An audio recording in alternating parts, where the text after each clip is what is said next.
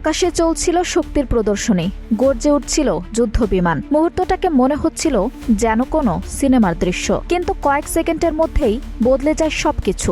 মাঝ আকাশে ভয়াবহ সংঘর্ষ, তারপর আগুন, বিস্ফোরণ, কালো ধোঁয়ায় ঢেকে যায় পুরো এলাকা। যুক্তরাষ্ট্রের আইডাহো অঙ্গরাজ্যে ভয়াবহ দুর্ঘটনায় মুখোমুখি সংঘর্ষে বিধ্বস্ত হয়েছে মার্কিন নৌবাহিনীর দুটি অত্যাধুনিক যুদ্ধবিমান।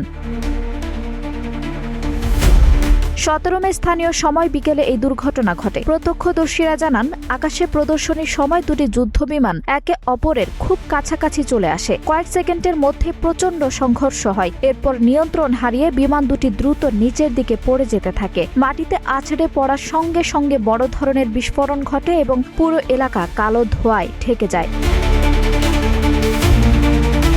মার্কিন সংবাদ মাধ্যমের তথ্য অনুযায়ী দুর্ঘটনা কবলিত বিমান দুটি ছিল যুক্তরাষ্ট্রের নৌবাহিনীর EA-18G গ্রাউলার মডেলের যুদ্ধবিমান। সংঘর্ষের ঘটনাটি ঘটে মাউন্টেন হোম এয়ারফোর্স বেসের উত্তর পশ্চিমে প্রায় 2 মাইল দূরে। দুর্ঘটনার পরপরই সামরিক ঘাঁটির বিশেষ উদ্ধারকারী দল দ্রুত ঘটনাস্থলে পৌঁছে যায়। সামাজিক যোগাযোগ মাধ্যমে ছড়িয়ে পড়া ভিডিওতে দেখা যায় সংঘর্ষের পর বিমান দুটি আগুনের গোলায় পরিণত হয়ে নিচে পড়ে যাচ্ছে। তবে সবচেয়ে আশ্চর্যের বিষয় হলো, বিমানে থাকা 4 জন ক্রুই প্রাণে বেঁচে গেছেন। সংঘর্ষের ঠিক পর মুহূর্তেই তারা ইজেক্ট করেন এবং প্যারাশুটের সাহায্যে নিরাপদে নিচে নেমে আসেন। ভিডিওতে 4 জনকে আকাশে প্যারাশুট নিয়ে ভেসে নামতেও দেখা যায়।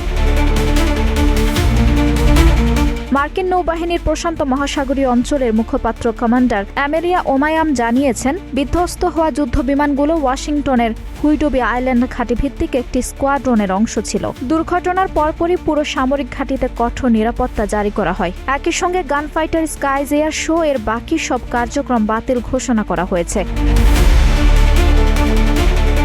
এদিকে দুর্ঘটনার প্রকৃত কারণ জানতে ইতোমধ্যেই উচ্চ পর্যায়ের তদন্ত শুরু করেছে মার্কিন সামরিক কর্তৃপক্ষ। কি কারণে মাঝ আকাশে এমন ভয়াবহ সংঘর্ষ ঘটল, এখন সেটাই খতিয়ে দেখা হচ্ছে।